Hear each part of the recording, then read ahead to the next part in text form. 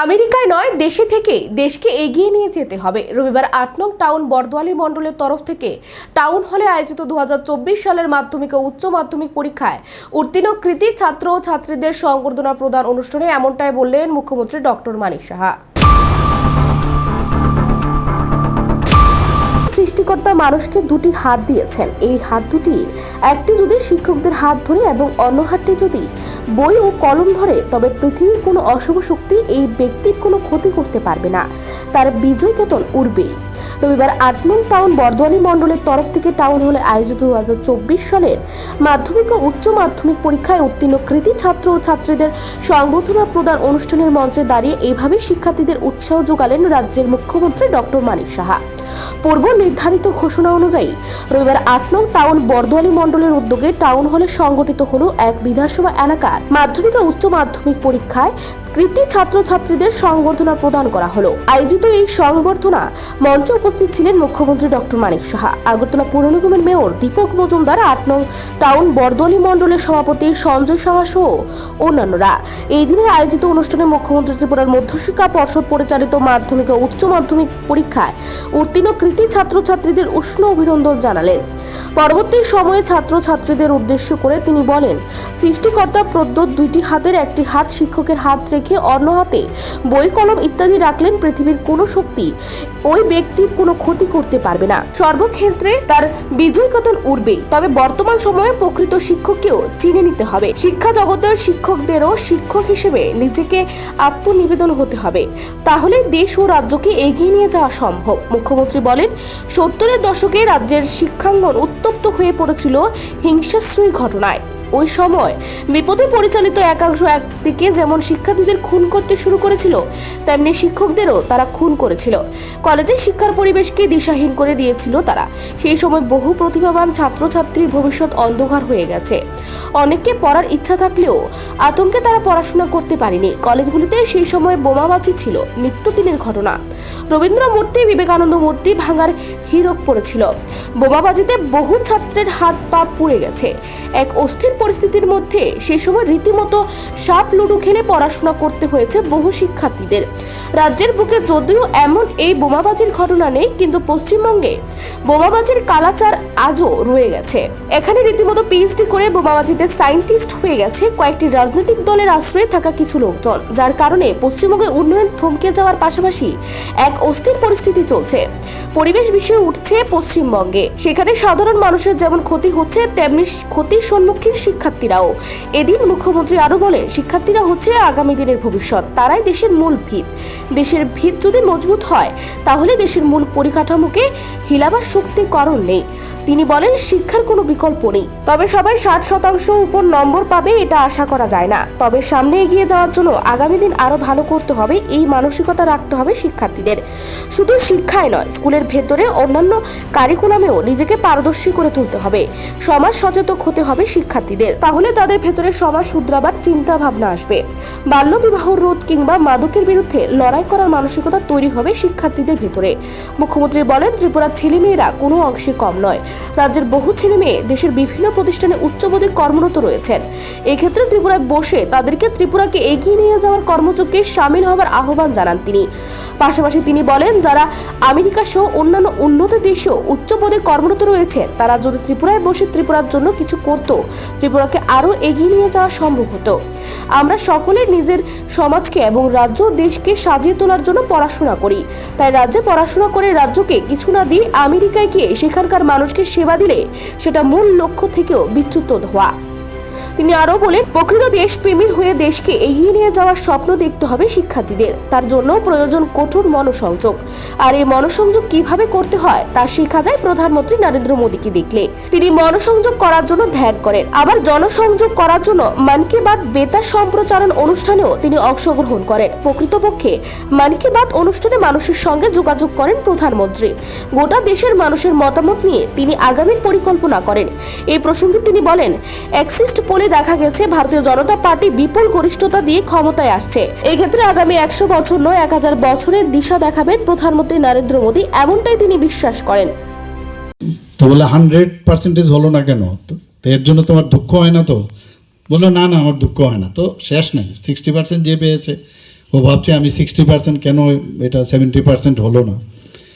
এগুলো আমাদের সময় আমরা ছিল, কিন্তু গুড টিচার পাওয়া ভেরি ডিফিকাল্ট। একজন আইডিয়াল টিচার, আমরা এখনও যাদের সেই সব টিচারদের কথা এখনও আমরা বলি, কথায় কথা আমাদের বায়োলজির টিচার এরকম ছিল, আমাদের সেই বাংলার টিচার যখন সেসব ওয়ার্ড ইউজ করতো, বিশ্বগ্রাসী ক্ষুধায়, আমরা বলতাম তাড়াতাড়ি লিখে না, ওইটা কী জানি একটু শব্দ এত শুনত, তো পরীক্ষার মধ্যে যদি লিখতাম সেই ওয়ার্ডটা, নাম্বারটাও বেশি পেতাম। তো টিচার মানে একটা জায়গায় আজকে আমি দেখছিলাম, এক জায়গায় বলছিল যে আমাদের ভগবান দুটো হাত দিয়েছে, একটা হাত যদি টিচারের হাত ধরা যায়, আর একটা যদি বই আর কলম ধরা যায়, তাহলে পৃথিবীর কোনো শক্তি ওই ছেলে বা মেয়েকে, স্টুডেন্টকে কেউ হিলাতে পারবে না। আমরা মাঝে মাঝে ভুল করি, অনেক সময় অনেক ধরনের ঘটনা আসে। আমাদের সময় 70 দশকে আমরা দেখেছি স্টুডেন্টকেও মারতে, স্টুডেন্ট মারছে আবার টিচারকেও মারছে, এরকম ঘটনা আমরা দেখেছি। বলতো খালি যে leave the schools and colleges and do that revolution, এইসব ঘটনা আমরা শুনতাম। আমরা বললাম কী জানি, এটাই হয়তো জীবন। এবং বলতো যে without people's army peoples have nothing. আরে এইসব কী কথা! ঘর বাড়িতে যখন যেতাম, রবীন্দ্রনাথ ঠাকুরের মূর্তি ভেঙে দিত, আমাদের সেই বিবেকানন্দের যে ফটো ছিল ভেঙে দিত। এইসব ঘটনা আমরা দেখেছি এগুলো।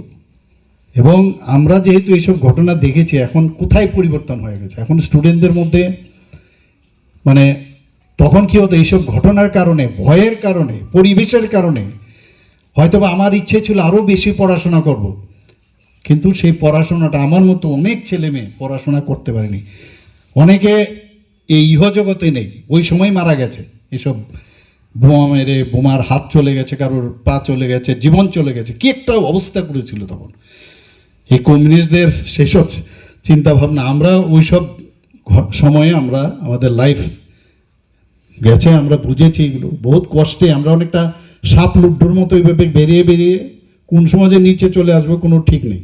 এইসব ঘটনা আমাদের জানা। টিচাররা অসহায় ছিল, জিজ্ঞেস করতাম এই বোমা কিসের জন্য বানিয়েছো? এখনও ওয়েস্ট বেঙ্গলে দেখি এই কালচার এখনও আছে। ওয়েস্ট বেঙ্গলে গেলে ইলেকশনে আপনারা দেখেছেন, আমাদের এখানে এখন বোমা মারার কিন্তু অভ্যেস শেষ, কিন্তু ওয়েস্ট বেঙ্গলে এখনও আছে। এবং আশা করি আগামী দিনও এই বোমা যে সায়েন্টিস্ট, এখন বলবো, আগে আমরা ওয়েস্ট বেঙ্গলের সায়েন্টিস্ট কাকে জানতাম? আচার্য জগদীশচন্দ্র বসু, মেঘনাথ সাহা, এরা সায়েন্টিস্ট ছিল। এখন হচ্ছে এই সায়েন্টিস্ট হচ্ছে এইসব বোমা বানানোর সায়েন্টিস্ট। তো মানে পরিবেশেই 12টা বাজিয়ে দিয়েছে ওখানে। তো সেই জায়গায় এখন কিন্তু একটা জায়গায় এসে ক্লাবে ক্লাবেও আমরা দেখেছি যে আগে যে ঝগড়াঝাটি এইসব থাকতো, মানে যে দখল নেওয়ার, জায়গা দখল করার যে বিষয় ছিল, এগুলো আমরা দেখেছি। তো পড়াশোনার 60%, 90%, 100% সেটা তো ঠিক আছে, এটা তো পেতেই হবে, কিন্তু স্কুলের মধ্যে অন্যান্য যে এক্সট্রা কারিকুলার অ্যাক্টিভিটিস আছে, সেগুলো যারা স্টুডেন্টদের জন্য বলছি, আমি গার্জিয়ানদের জন্য বলছি না, যে তাদের এইগুলোর দিকেও আমাদের নজর থাকা উচিত। আর অনেক সময় আছে যে কে কোথায় যাবে কিচ্ছু জানে না। একটা পাহাড় যেমন তার বেস যদি মাউন্টেন, এত বড় মাউন্টেন, যদি তার বেস স্ট্রং হয়, যত ঝড় তুফান যাই আসুক, এই মাউন্টেনকে কিন্তু হিলাতে পারে না। তো you are the pillar, education is the pillar of your establishment. এই সময়ে যদি আমরা নিজেদেরকে সেইভাবে আমরা গঠন করতে পারি, আগামী দিন এই যে একটা নেগেটিভ যে মানসিকতা, নেগেটিভ যে চিন্তাধারা, সেটা কিন্তু আঘাত করতে পারবে না।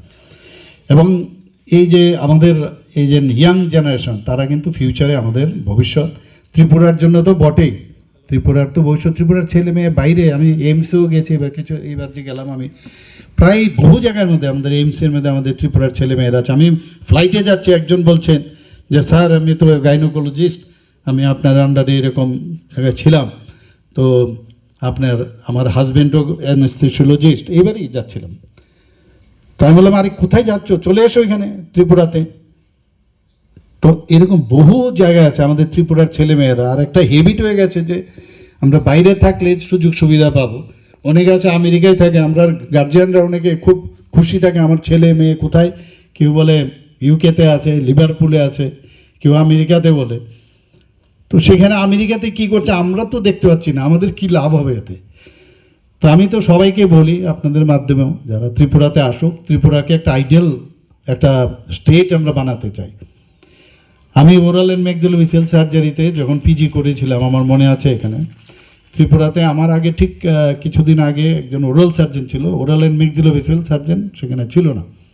তো কিং জর্জ মেডিকেল কলেজে আমার যে এইচওডি উনি বলছিলেন যে আরে কোথায় যাচ্ছ তুমি? ত্রিপুরাকে তো চিনতই না, ওরা আসাম ভাবতো।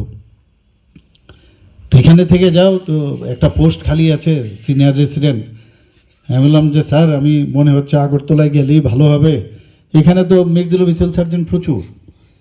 আমি যদি দুটো লোককেও যদি এখানে তা আমার কারণে যদি লাভ হয়, আর এখানে তো অনেক ম্যাক্সিলোফেসিয়াল সার্জন, সেটার মধ্যে একটা স্যাটিসফ্যাকশন, যেটা এর থেকে বড় স্যাটিসফ্যাকশন আর কিছুই হতে পারে।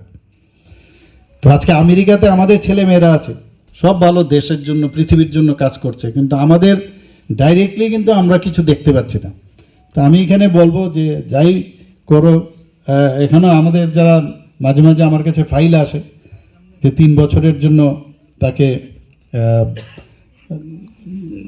মানে স্পেশাল ইয়ে দিয়ে ছুটি দিয়ে তাকে দিতে হবে, যে 3 বছরে সে সুপার স্পেশালিটি করবে এরকম। তা আমি বললাম যে মানে অনেককে যদি আমরা বলে দিই যে তোমাকে নিজস্ব প্রতিনিধি রিপোর্ট, এশিয়ান টাইমস।